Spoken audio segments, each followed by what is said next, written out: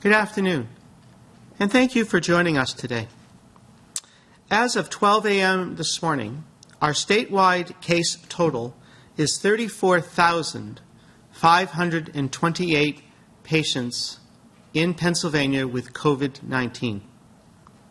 This is an increase of 1,296 cases. This includes 981 confirmed cases and actually 315 probable cases. A confirmed case is a person who has tested positive for COVID-19.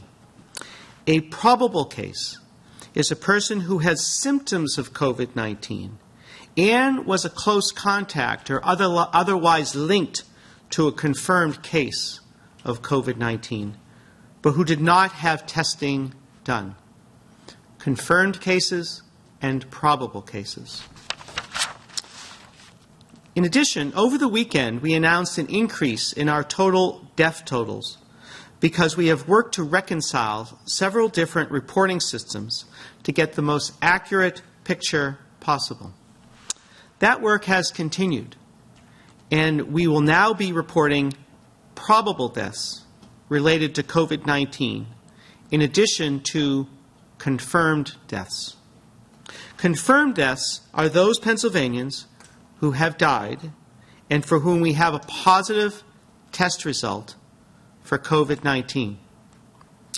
Probable deaths are those Pennsylvanians who have died and their death certificate lists COVID-19 as a cause or contributing cause of death, but who did not have a positive test result for COVID-19. Our total deaths reported is 1,564.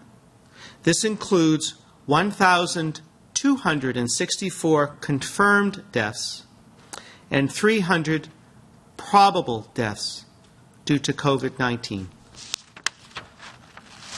It's important to remember that this increase did not happen overnight, but it is the culmination of our efforts to continue to bring to the public the most accurate data possible. Remember, we are basing decisions on the best way to protect public health, not on a single day's increase or change, but over trends over time. To help you better understand this, we have actually added trend animations to the data section of our website at health.pa.gov. These animations will help you see how the disease has progressed in Pennsylvania.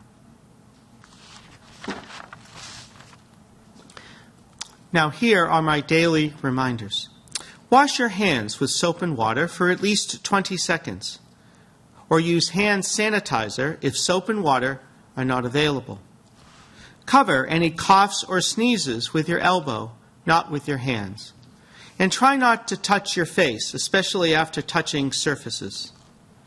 Clean surfaces frequently. And if you have to go out for life-sustaining activities, please wear a mask if you are going to come into contact with others. These everyday prevention measures can help slow the spread of this dangerous virus, COVID-19, and give hope to our families and our communities that we will recover together. If you have questions about your health, please contact your health care provider. If you need mental health resources because you or someone you know is experiencing a mental health crisis, please contact the crisis text line by texting PA to 741-741 or call the statewide support and referral helpline at 1-855-284-2494. Again, 1-855-284-2494.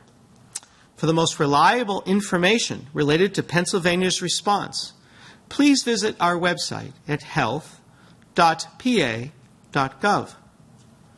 And what is most important for Pennsylvanians to remember is stay calm, stay home, and stay safe. And I'm pleased to answer questions. Thank you, Secretary. From CBS 21. Today, Senator Bob Casey said he secured a commitment by the Trump administration to publicly release the names of nursing homes across the country that have cases of COVID-19. Right now, Pennsylvania does not release that information, citing patient privacy. Does this commitment now require the state to release the names of the facilities to the public? And if so, when should we expect this information? Well, I think that we will strongly consider doing that. We'll have to figure out the right way to do that so that we give the most information to the public, but also protect patient privacy. So we'll be working to look at that over the next number of days. From WKOK. Early antibody testing results in California indicate it's possible that people infected by COVID-19 are 50 to 80 times greater in number than we know. When and where in Pennsylvania do you anticipate antibody testing, and how might similar results impact our mitigation and containment strategy? Well, so we are working to be able to obtain antibody testing in Pennsylvania. Actually, it is possible to get an antibody test through Quest with a doctor's prescription. But we don't quite know what antibody testing means. We have reviewed that study from California. There are some interesting pieces of information in the study. There are also some concerns in terms of the methods and how it was done and the statistics. So, that's the way science works. The study will come out and we'll analyze it. We, look at other studies and repeat studies, and then we'll decide whether that study was more accurate or other studies would be more accurate. So, we are looking at the different antibody tests. Our state laboratory director was on a webinar yesterday and a conference call with the American Public Health Laboratory Association and the CDC to discuss that type of testing. The CDC does have an antibody test, and they are piloting that, basically looking at random blood samples that have been obtained in other states, including in Pennsylvania. So when that study is completed, that will have interesting data too. But we would like our state lab to start to do antibody testing when the testing is available that fits our platforms and it's possible to do. But it's going to be more of a surveillance technique. It does not diagnose COVID-19. The way to diagnose COVID-19 in terms of a laboratory test is with the viral testing that we have available now. From WNEP, if you recover from COVID-19 after testing positive for it, will you be immune from it in the future, and if so, for how long? Well, as we've discussed previously, this is a novel or new coronavirus, and so we don't really know the answer to that question. And with many viruses, if you have the virus, so let's say it's chickenpox or something like that, before we had a vaccine for chickenpox, then you would have chickenpox, you would have develop an immune response, and then you would be immune to chickenpox. But there are other viruses where that's that's different. Sometimes the immune response is partial, and sometimes it's not very long-lived. And so we will have to see about what the antibodies mean in terms of COVID-19, whether it doesn't really offer any protection or whether it offers partial protection or full protection, and then how long that protection would last. I know that there are some studies out of South Korea which has looked at that, but again, science takes time, and those studies will be being done, and we'll learn more every day. From WKOK, can you please speak to testing in Pennsylvania? Where are we in relation to where we are, and what is an adequate level of testing? Well, we want to expand testing throughout Pennsylvania. We have done a good job doing that. We're one of the top 10 actually in the country, but we're not where we want to be. We want to be able to expand testing even more through our public health laboratory. We want to be able to expand testing through hospitals and health systems. We want more and more testing through Quest and LabCorp. And then we want to do the mass testing. Now, we just this week set up a mass testing site in the Northeast, which started actually yesterday and is continuing to gear up and to do more testing. We might consider testing in other mass testing sites. We also have heard that Rite Aid has started to test, and we would highly highlight that with a doctor's order, that might be a very good place and a convenient place to get a test. So lots of places to get tests. These are the viral tests that we've been talking about, which are different types of nasal swabs. But we would like to expand it more throughout the state so we can get more information about how many patients have COVID-19. From WPVI, can you give us a status on the number of ICU beds across the state? How many are occupied? And is there a county that's seeing problems? So approximately 41% of the intensive care unit beds in Pennsylvania are available. But the question is correct. There are specific areas which are more challenged, and that would specifically be in Philadelphia and in the suburban counties in the southeast. So that is, of course, where we've seen the most cases. And as I've mentioned before, it is the most population-dense area of Pennsylvania, so it's not surprising. And so there are hospitals which are more challenged in the Philadelphia and the southeast area. And actually, we have opened up the alternative care site, at Temple to take care of patients as they convalesce from COVID-19 and to decompress the hospitals. And so throughout the state, we're good on ICU beds, and we're watching the southeast really closely. From the Bucks County Courier-Times, given that it's common knowledge in public health that congregate facilities have a high risk of spread of communicable illnesses, why was there not more in March to require universal testing of long-term care center staff and residents, prioritizing them for PPE to the same extent as other healthcare workers? Well, we are prioritizing testing and prioritizing PPE to long-term care living facilities. At the beginning of March, if you remember, we just started to do testing. Our first day, I remember we were excited that we could do 5 tests at our laboratory in Exton. And then later in the week, it was 20 tests. And so we certainly have prioritized the vulnerable population in that type of congregate setting, which includes long-term care living facilities, such as nursing homes and personal care homes and other type facilities. We have also prioritized personal protective equipment to those vulnerable sites as well, and are doing everything we can in terms of our infectious disease consultations, our contract with ECRI for more infectious disease consultations, the courageous work of the National Guard, whatever it takes to try, do the best we can to protect those vulnerable seniors as well as the staff in those settings. Also from the Bucks County Courier-Times, will the department require universal testing in long-term care centers of all staff and residents now? So universal testing might not be the best way to do that. Again, we're prioritizing testing symptomatic people. A negative test, if you have no symptoms, only proves that you don't have active virus on that day. It doesn't say what you have the next day or the next day. And so we certainly are not going to be able to test every patient every day or every staff every day. So universal, that type of population-based testing is really more for surveillance. In terms of clinical care, testing every patient once won't really give us the information that we need. WKOK is asking for you to compare Pennsylvania with other states which have fewer COVID-19 restrictions or other countries with fewer restrictions. Well, so, we have, of course, looked at other states, and there are states that have had more severe restrictions and states that have had less. There are certainly countries that have had more severe restrictions, particularly Italy. The governor has always wanted to take a very science-based, progressive approach in terms of the establishment of those restrictions, and that's the approach that we will take when we start to begin to let people return to work in a progressive, iterative, phased approach, and that's the approach we took from the beginning, and that's the way we'll go now. From WNEP, on the map that breaks down the number of cases by zip code, what does it mean when the displayed result is positive, redacted, positive cases 1 through 4? It means there's less than 5 cases in that area. And as we have done with all of our infectious disease reporting, if there's less than 5 cases, we don't report it because we're concerned about patient privacy and confidentiality.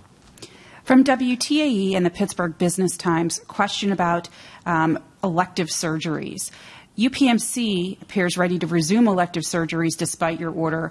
What concerns do you have about this, and will your office take any response? Well, so we have had extensive discussions with UPMC, and I know that there were some emails or PowerPoints, but those were just more for planning, and that's my understanding. I think that we have had conversations with UPMC. They are fully on board in terms of our current order, and we're pleased to work with them as well as hospitals and health systems to be able to allow, if not elective, more urgent procedures when the time is right. But the time is not right yet. But we will continue to have those discussions with hospitals and health systems and with the Hospital Association.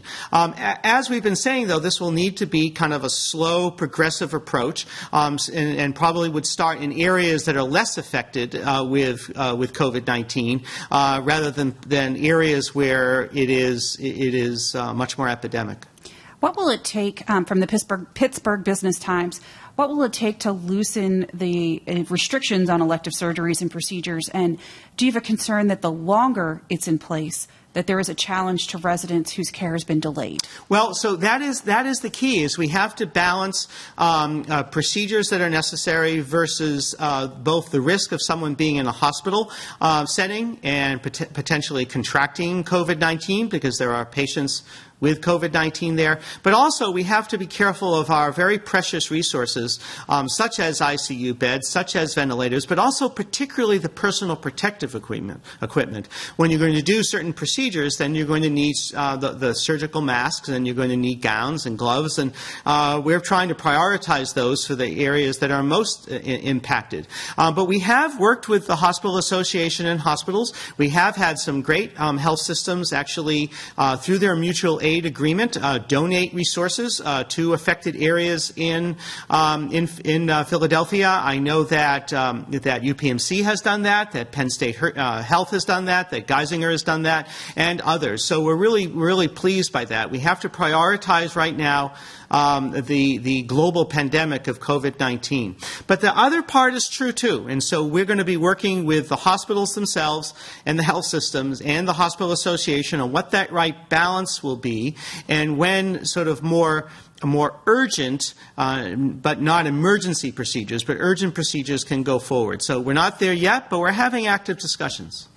From Spotlight PA, as of today, a specific type of probable COVID-19 death is being included in the state's official count. That's deaths without known transmission from a confirmed case, and listed on the death certificate. But are there other types of probable death cases that the Department of Health is currently investigating and trying to reconcile into the data that don't yet appear in our official death count? No, but I want to highlight that this is not unusual. This is the way that infectious disease deaths are usually reported, but we don't usually spend as much time delving into it. Of course, with the global pandemic, COVID-19, we're looking at our data really carefully. We are presenting our data in a really robust, transparent way to the public and the media, and we want to be as specific as we can. But, with our great epidemiologists who are like disease detectives, I mean, this is how they report it usually according to CDC guidelines, but obviously we're paying much more attention now. From NBC 10, do you believe that the number of deaths caused by COVID-19 are being underreported, and if so, by how much? No, I don't think they're being underreported, and especially now that we're able to reconcile our different systems and that we're reporting confirmed deaths and probable deaths. Of course, there is going to be some reconciliation that has to be done with a different time of reporting. So again, we are collecting our information as of 12 midnight. If a city or a county or municipal health department collects their data at 9 a.m. or 10 a.m., there's going to be some discordance. And we talked about the Johns Hopkins data previously. They collect data from many sources, including the media, and so there's bound to be some differences. But we're very confident in our data. Also from the Scranton Times-Tribune, for the second time in 3 days, the state reported a huge increase in deaths. You've answered some of their questions, but they're asking what is exactly the reconciliation you're talking about, and what are your people checking? What are the new sources of information? Mm-hmm. So we're not actually, in the last number of days, we're reporting more deaths, but it's not like that many deaths occurred in 24 hours. This is a collection of reports over the last number of weeks. So it's probably better to say that we are reconciling our data. And so in terms of our data sources, we have NEDS, which is the way that hospitals, health systems, nursing homes, et cetera, report into our system. It's the way that most county and municipal health departments report into our system. Then we also have deaths that are recorded through our Vital Records Office and that electronic data system. And we have deaths being reported from coroners. And so we're working to reconcile all that data and then present it to you. The difference today is that we have added probable deaths in addition to confirmed deaths. From the Altoona Mirror, the New York Times yesterday had an article written by a doctor that suggested that COVID-19 is sneaky and that it compromises lung function significantly before people feel that they're having trouble breathing. They said that the pulse oximeters that you can buy in a drugstore and use at home would be a good way to provide an early warning, so those who may be infected could seek testing and treatment earlier. This could help minimize cases where people come to the hospital well on the way to needing a ventilator with all the problems that it brings. Do you have any thoughts on this? Well, I'm not sure I would use the word sneaky. Sneaky has a specific connotation that we would usually use in terms of describing a person in terms of their motivations. COVID-19 is a virus. It doesn't have motivations. It just causes infections and then it spreads those infections to other people. And some people are very vulnerable to it, as we've said, seniors, et cetera, and can have serious complications and deaths. But so sneaky wouldn't be the word I would use. But it is complex. It's also new, so we're learning new things about it all the time. So it certainly does cause significant lung damage, particularly in certain patients. And it can cause other organ damage as well. There can be neurological effects, brain effects that can have effects on the kidneys and other organs. So it's a very serious infection for many people. Of course, if you have underlying conditions such as lung disease, such as chronic obstructive pulmonary disease, that's like emphysema or chronic bronchitis, then it can cause even more damage. So measuring oxygen level can be very important. But I think that my feeling is that should be done under a doctor's care. So a doctor might recommend that a patient have a home pulse oximeter that measures oxygen, and then that oximeter is reporting either electronically or maybe by the patient by phone is reporting that data to a doctor who can help then make decisions about whether the patient needs to come in to seek care. I would be concerned about the interpretation by the public without a healthcare provider's monitoring. Of course, that could be a physician, it could be a nurse practitioner or a physician assistant. But I think someone needs to monitor that data to help interpret it and then make the right decisions for that patient. From News Talk 104.1, yesterday several state lawmakers were present at the protest at the Capitol. Would you suggest that they be tested for COVID-19 as a precaution? And as a follow-up, should anyone that attended be tested? So as we've been saying before, we don't test asymptomatic people. So right now, I mean, they were there yesterday. The mean incubation period is 5 days, and then it can be up to 2 weeks. But on average, around 5 days. So if those individuals start to have, that were at that mass protest, if they did not practice social distancing, if they did shake hands and have other personal contact, if they were not wearing a mask, and in 5 or so days they start to have a fever and cough, then they should contact their healthcare provider. Now, if they're mildly ill, I would presume that they have COVID-19 and they should isolate and rest and watch their symptoms carefully. If they have more severe symptoms, then their healthcare provider should test them and then they'll seek whatever treatment they need. I had expressed before that my main concern about the protest, which is their democratic right, was that they would not social distance and that they could expose each other to COVID-19. I mean, this included individuals from around the state and actually a number of individuals from other states, and that's how COVID-19 spreads. So I remain concerned about their physical health, and they should watch to see if they develop symptoms really carefully. From Capitol Wire, though deaths are rising rapidly, it appears today was the first time in quite a bit that hospitalizations at noon were lower than the previous day at noon. While it's only one day, hospitalizations have been slowing both outright and compared to overall positive cases. Would a continued decline in hospitalizations be a signal that the virus is petering out? Well, so we haven't seen, first, that large of a jump in deaths. We are seeing a different way that we are reporting deaths, first on Sunday and then today. So that explains those changes. But we have been noting the data in terms of hospitalizations, and we watch the trends over time. If there is a continued trend in terms of decrease of hospitalizations, that, of course, would be a really good sign. From the Citizen's Voice, we've been getting calls from people who want to be tested at the Mohegan Sun site but don't have access to the Internet. What can they do to get pre-registered, and can a family member pre-register on their behalf using the website? So it's a really important point, and I really thank you for bringing it up on a regular basis. So we were not satisfied with the answer that you had to use the Internet. And so working with the Pennsylvania Emergency Management Agency under the direction of Director Padfield, we are working with them at the DOH on finding another way that people can register by phone, and we're hoping to have more information later this week. And I do not think it would be a problem if someone registered one of their loved ones, for example, using the Internet. But again, we're only testing symptomatic individuals. And then, as a follow-up, the Citizen's Voice is asking, do you think you're truly serving everyone and getting accurate test information if there are people who can't register? Well, we're going to work to make sure that people without the Internet can still register, and we hope to have an answer later this week.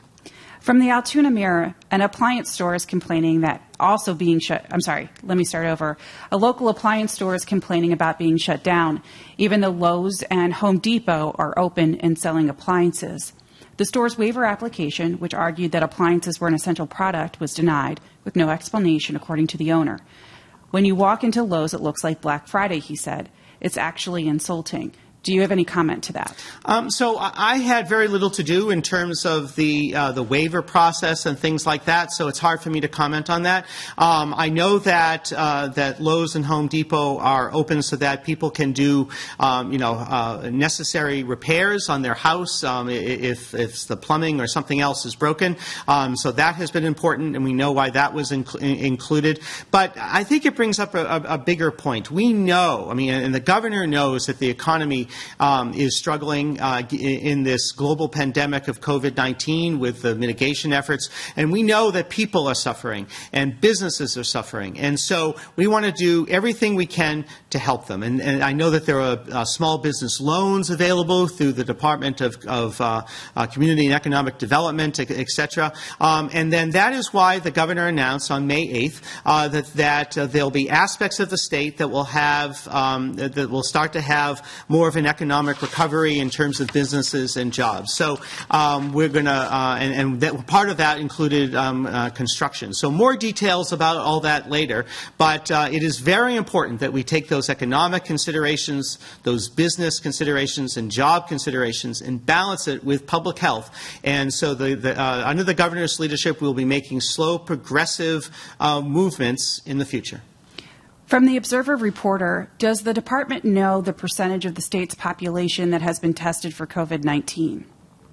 I don't have a percentage at my fingertips. We know the number of positive and negative tests that we have. I guess if we know the general population, we could come up with something. But I think the fact is that we need to do more testing, and we realize that. So even though we're in the top 10 of states for testing, we want to do even better than that, and we want to be able to expand testing wherever possible. And I kind of outlined that previously, and we're going to continue all of our efforts to do that. What's challenging is that we need to be able to have the reagents and chemicals for the different aspects of the testing. It's been very challenging to get those, but we will continue to double our efforts to do that. From the Post-Gazette, why did the state decide to start using probable death reporting now? Is part of it to help the state decide whether or not to begin to reopen business and daily life? And who determines what is a probable case rather than a death? So, a probable case rather than a death. So I think they might mean a probable death versus a confirmed death. I believe we'll so. We'll go with that. So, again, this is part of the work of our epidemiologists or our disease investigators or disease detectives. This is how they usually report infectious illnesses. It just has taken time, given the scope of COVID-19, to be able to get to this place that we can do this reporting. And the difference between a confirmed case and a probable case, and again, a confirmed case is a person who has tested positive for COVID-19. A probable case is someone who has symptoms and had a close contact but has not had a test. In terms of confirmed deaths, those are Pennsylvanians who have tragically passed away who have had a positive test for COVID-19. A probable death are those who have died and their death certificate lists COVID-19, but they did not have a positive test. Our last question today is from the Associated Press. You said that contact tracing will be really important as Pennsylvania begins reopening its economy. Earlier today, Governor Wolf said there's no budget for contact tracing, nor has the Department of Health found the best way to do contact tracing.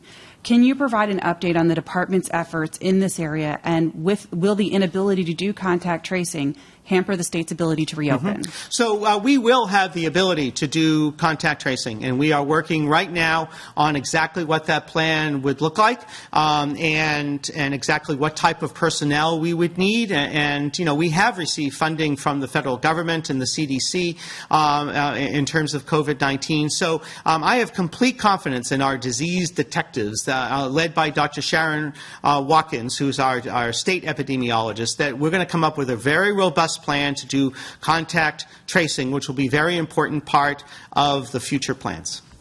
Thank you, Secretary. For those reporters whose questions we were not able to get to, the Department of Health's press office will follow up with you before the end of the day. Our next briefing will be tomorrow. Thank you so much.